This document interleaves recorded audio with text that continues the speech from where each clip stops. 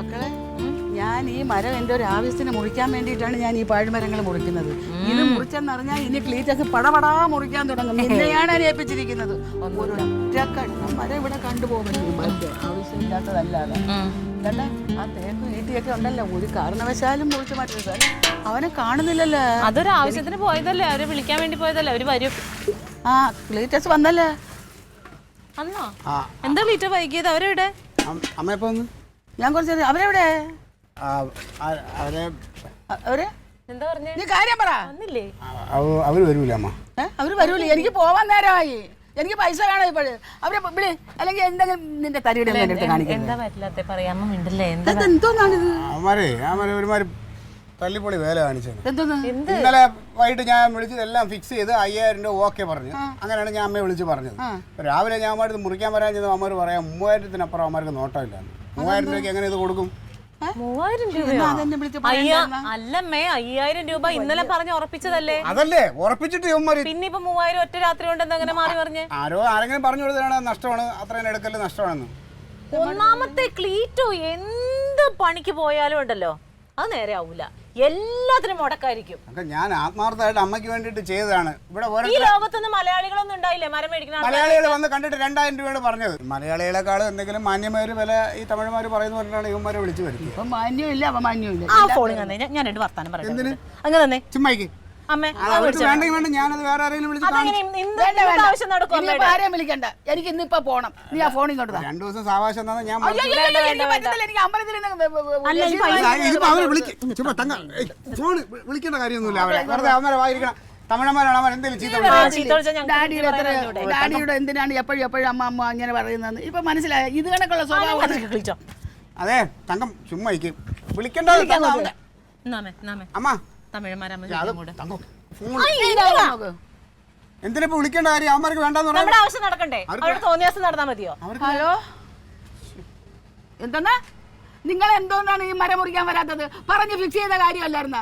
എനിക്ക് നിങ്ങൾ ഇന്ന് വന്ന് മരം മുറിച്ച് തരണം. ഇപ്പൊ ഇവിടെ എത്തണം, ഇല്ലെങ്കിൽ കാര്യം വേറെയാവും. കാര്യമായിട്ട് ഞാൻ പറഞ്ഞേക്കാണ്. ആലപ്പുഴ കിടന്ന ഞാൻ ഇവിടെ വന്നിരിക്കുന്നത്. എനിക്ക് നിങ്ങൾ വേണ്ട, ഒന്നും പറയണ്ട.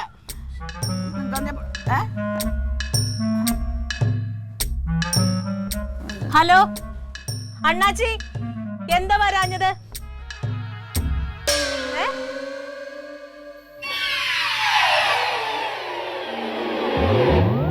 ആണോ?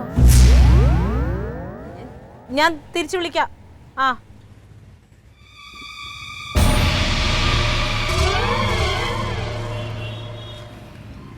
എന്താ അവര് മരം മുറിക്കാൻ വരാഞ്ഞെന്ന്? ഇന്നല്ല, എന്താണ് അവര് മരം മുറിക്കാൻ വരാത്തതെന്ന് ക്ലീറ്റോ ഒന്ന് പറഞ്ഞേ. ഇവരിപ്പോ എന്താ ഞങ്ങളോട് പറഞ്ഞത്? സംഭവം ഞാനേ രാവിലെ അൻസാറിനെ കണ്ടപ്പോ അൻസാർ പറഞ്ഞ് ഈ 5000 രൂപ അല്ലെങ്കിൽ ഒരു 10000 രൂപയ്ക്ക് വിൽക്കുമെന്ന് പറഞ്ഞു. അപ്പം വേറെ ആരെങ്കിലും കിട്ടിയാൽ നമുക്കൊരു വല്ല മാറ്റി കിട്ടിയാൽ അങ്ങനെ കൊടുക്കാമല്ലോ. അതുകൊണ്ട് ക്ലീറ്റോ ഞാൻ കിണറ്റിലോട് തള്ളി കേട്ടോ. ക്ലീറ്റോ അൻസാർ വന്ന് മേടിക്കോ? നിങ്ങൾ എന്തുതാ പറഞ്ഞു? 5000 രൂപയ്ക്ക് അമ്മയ്ക്ക് കുഴപ്പമുണ്ടായോ? അമ്മ പറഞ്ഞോ കൂടുതൽ പൈസ വേണമെന്ന് പറഞ്ഞോ? പറഞ്ഞില്ല. നമുക്ക് വിൽക്കാനുള്ളത് ചക്ക, അത് 10000 രൂപ തരാൻ പറഞ്ഞിട്ടുണ്ടെങ്കിൽ ആരെങ്കിലും തരുമോ? ഞാൻ എന്തെങ്കിലും ഒരു നല്ലത് വല്ലതും കൂടെ കിട്ടണമെങ്കിൽ കിട്ടിക്കോട്ടെ. ആർക്ക്? അമ്മയ്ക്ക് വേണ്ട. എനിക്ക് 5000 മതി. അവര് വരാൻ തയ്യാറായിരുന്നു. അവരെല്ലാം സമ്മതിച്ചതാണ്. നീ രാവിലെ എന്തിനാണ് ഈ 10000 20,000 ഒക്കെ ചോദിക്കാൻ പോയത്? അതുകൊണ്ടല്ലേ അവർക്ക് ഇത്രയും വിഷമം വന്നതും ഈ കാര്യങ്ങളൊക്കെ ഉണ്ടായതും. എന്തെങ്കിലും പൈസ അയ്യോ, നീ എനിക്ക് പൈസ കൂട്ടി തരണം. എനിക്ക് 5000 രൂപ മതിയായിരുന്നു. പൈസ എടുത്ത് കൊടുക്കാം അമ്മയ്ക്ക്. 5000 രൂപ കയ്യിൽ നിന്ന് എടുത്ത് കൊടുക്കും. നിങ്ങളുടെ കയ്യിൽ കുറെ ഇരിപ്പുണ്ടാവില്ല. അല്ലെങ്കിൽ അൻസാറിനോട് മേടിച്ചിട്ട് വാ.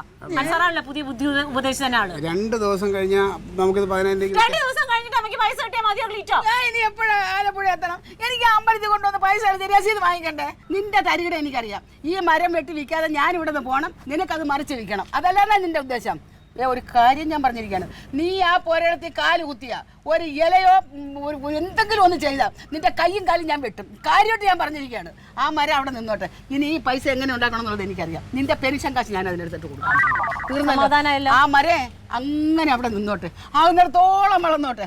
എന്നത് പട്ട് പോടോ അന്ന് പട്ട് പോട്ടെ, ഞാൻ സഹിച്ച്. അങ്ങോട്ട് വാ അമ്മേ, ഇതിലൂടെ വർത്താനം പറഞ്ഞപ്പോൾ